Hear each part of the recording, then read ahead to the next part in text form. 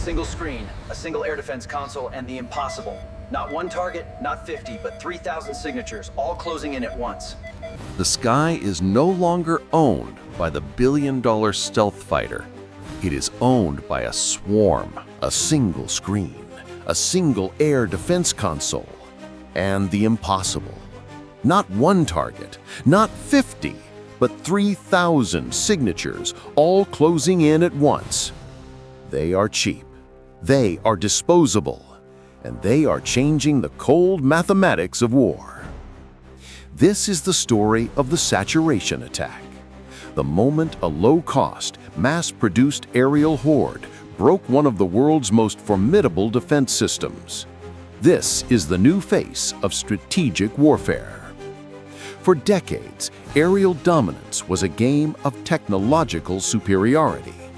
The F-22 Raptor, the S-400 missile system, they were the kings, the premium assets designed for precision and lethality. The drone, initially, was merely a tool for surveillance, an eye in the sky. That all changed with the advent of the loitering munition, the kamikaze drone. Suddenly, the aircraft wasn't just observing, it was the weapon. Systems like the Iranian-designed Shahed-136 or the Ukrainian-made iterations offered a terrifying value proposition. For the price of a mid-range sedan, you could deliver a warhead to a target hundreds of miles away. But a single drone can be shot down. A single missile can intercept it. The real revolution required a fundamental change in philosophy. The shift from drone to swarm is a conceptual leap. It replaces the single high-value shot with an overwhelming distributed attack. The goal is simple, brutal, and effective. Not to evade the defense, but to flood it, to force the defender to spend multi-million-dollar interceptors on $400 targets.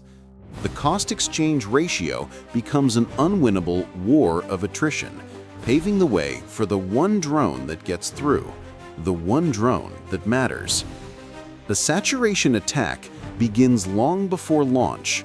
It is a calculated act of industrial-scale production. Analysts estimate that in modern conflicts, thousands of these drones are now being produced monthly. The target of this new methodology is not just a building or a ship, but the very command and control logic of the defense system itself. The swarm operates in waves. The first wave is pure attrition. Cheap decoys and low-payload drones designed only to trigger air defense launches and reveal radar positions. The second wave includes electronic warfare drones, designed to jam communication and confuse radar tracking. Only the final wave carries the lethal punch, flying through a curtain of chaos aimed at the critical infrastructure, power grids, oil refineries, command centers that were too distracted to defend themselves. To understand the terror on the ground, we must step into the control room. A modern air defense missile battery, a formidable shield like the Patriot or S-400, has a limited magazine capacity. It may hold dozens of interceptors, not thousands. Worse, it takes precious seconds to track a target, calculate an intercept vector, and reload. The strategic trap is set by the sheer difference in cost. A single surface-to-air missile, like the ones protecting major cities, can cost anywhere from $1 to $4 million. The drone it is shooting down? Perhaps $10,000 for a military-grade model, or in the case of a mass-produced kamikaze, as low as $400. The attacker wins the war of budgets long before the kinetic strike lands. They can send 100 drones for the price of one defensive missile. The financial magazine runs dry before the enemy's stockpile. Russia's vast territory and industrial base made it a prime target for this new doctrine. Early attacks focused on military sites. Then the strategy evolved. Target the economic engine. We saw audacious long-range strikes on energy infrastructure, oil refineries, fuel depots, hundreds of miles from the front line. These strikes were not about battlefield attrition, they were about strategic paralyzation. The drone, guided by civilian GPS and a simplified navigation system, became a scalpel for economic disruption. For the first time in recent conflicts, the sanctuary of the capital was breached.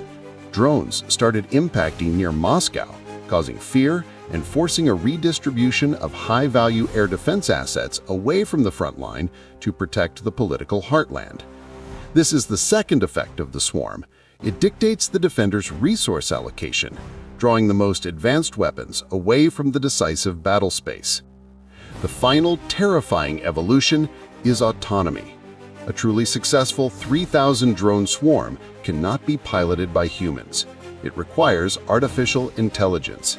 This is the current military frontier, developing AI that can coordinate hundreds of platforms in 3 dimensions, assign targets based on importance and payload, and reroute the swarm if a percentage is lost.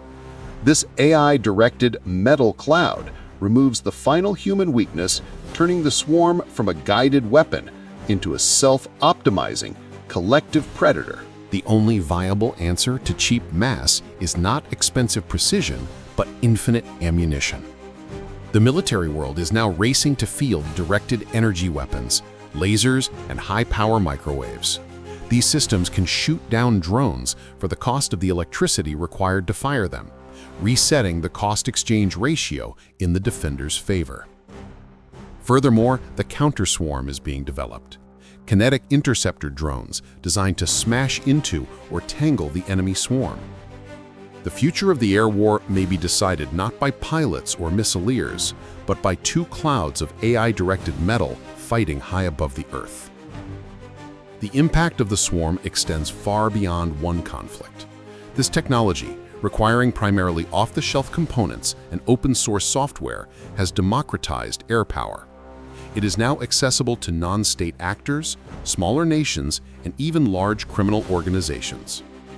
The ability to project lethal force over long distances is no longer the exclusive domain of major powers. The barrier to entry for strategic attack has never been lower. The sight of a destroyed facility after a massive drone attack is horrifying, but the true damage is conceptual. It shattered the illusion of impenetrable high-tech defense. It proved that genius, mass production, and simple physics can defeat complexity and cost.